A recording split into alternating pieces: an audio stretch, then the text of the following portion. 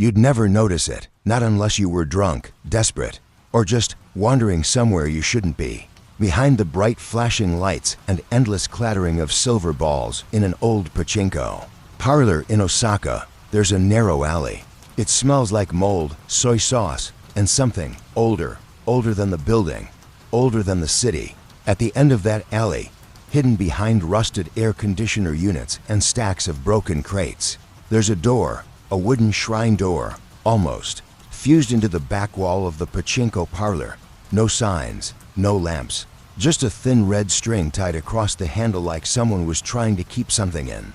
Most people don't even know it's there, but those who do, they either disappear or they never speak about it again. The first one they lost was a delivery guy. 2 a.m., raining. He was on his bike, cutting through the back alley to get home faster.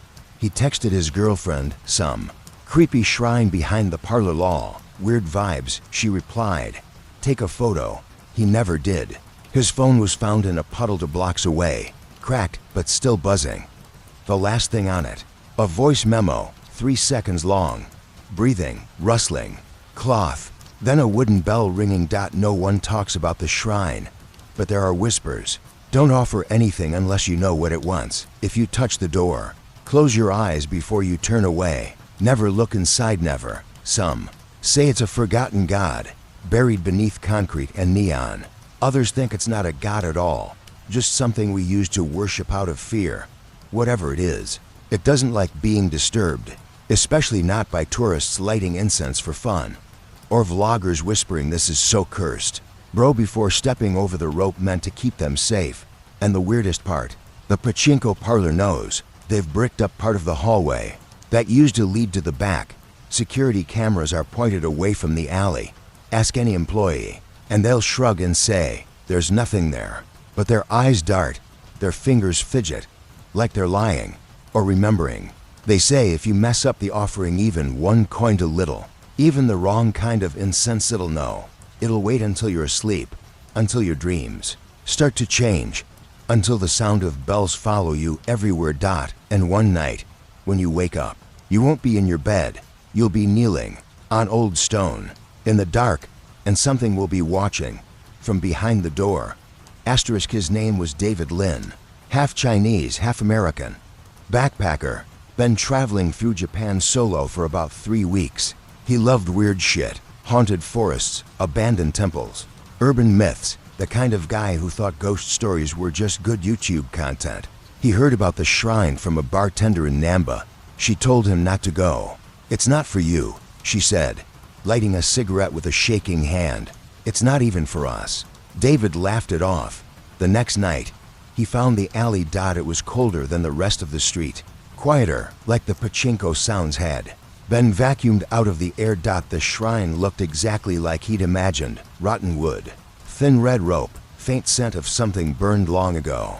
And on the stone slab before the door a shallow offering dish. Empty. David pulled a coin from his pocket, a 100 yuan. Guess I'll pay my respects, he said, smirking into his phone camera. He placed the coin in the dish, lit an incense stick, didn't bow, didn't even look serious. Then he whispered, spooky enough for ya? That was the last moment his footage showed anything normal. The video glitched, not like digital static, more like the shadows bent the frame. You could see it on his face, confusion, then a flicker of fear. He turned his head. The incense had gone out, the coin was gone, but he hadn't heard it fall, hadn't felt wind. Then a sound behind the door, not footsteps, dragging. David leaned in, laughing nervously. The door was open a crack. He didn't upload the video. His channel went silent. Friends said he stopped responding to messages. One girl claimed she got a voice message from him at 3:17 a.m. It was just whispers. No words, just the sound of bells and breathing.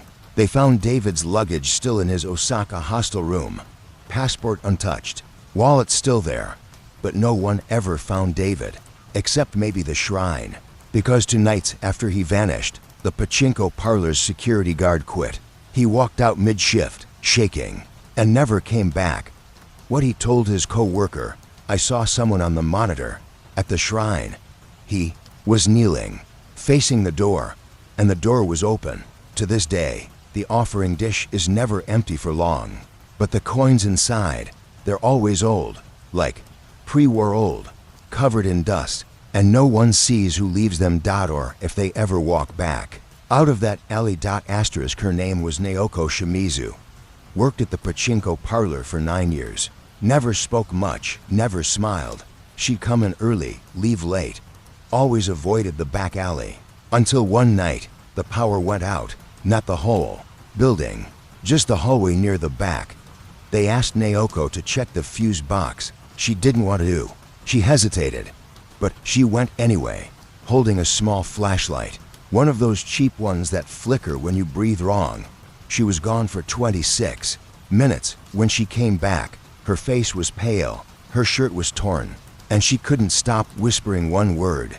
It blinked. They sent her home. She never returned to work.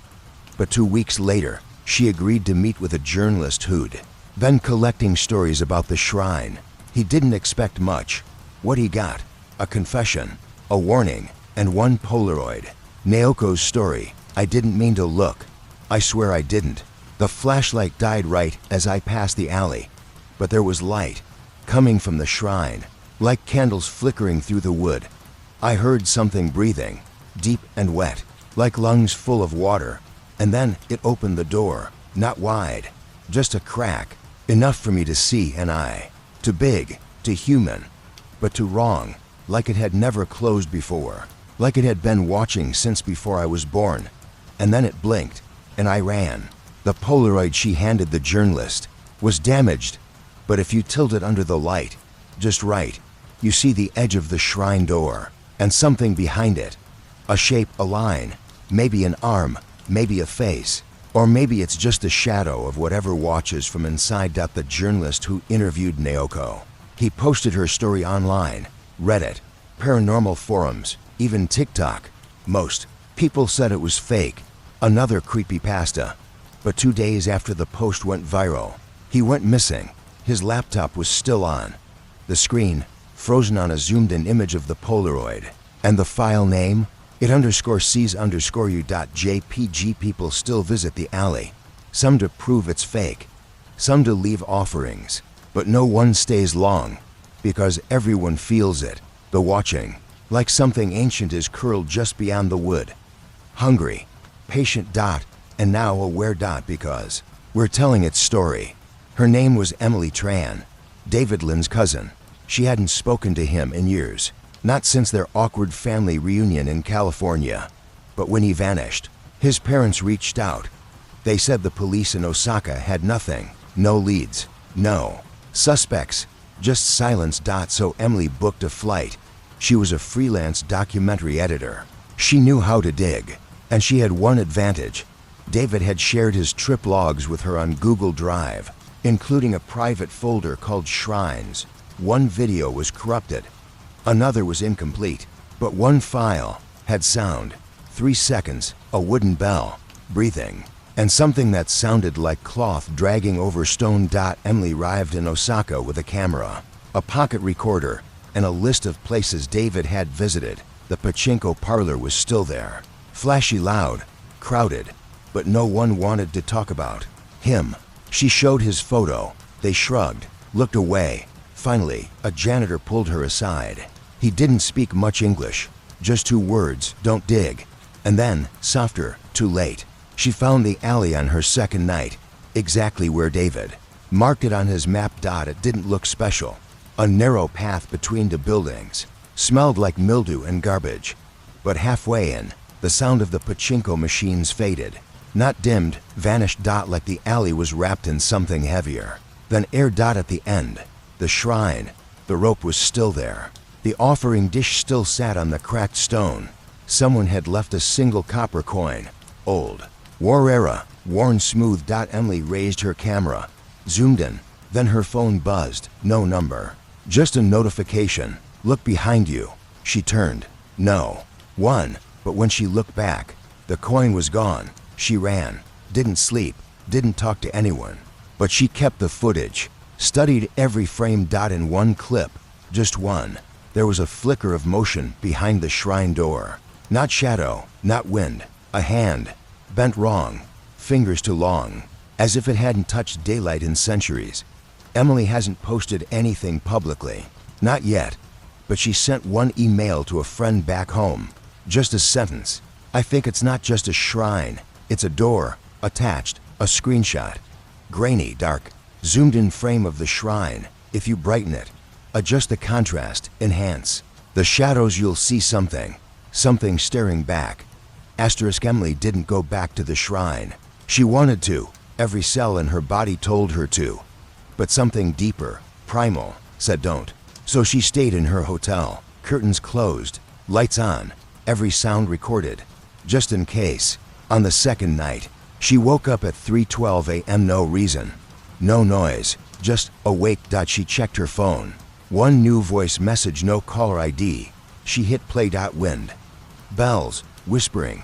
A single sentence. Buried in static. You shouldn't have looked. The next morning, she noticed her mirror was fogged, like someone had breathed on it. But the bathroom was dry. She hadn't even showered. There was one word written in the condensation, Neil. She didn't. Instead, she packed. She booked the next flight out of Japan.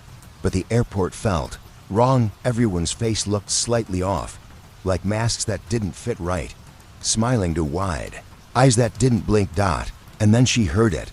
A bell, ringing, distant. But inside her ears, she made it back to the US, thought she was safe.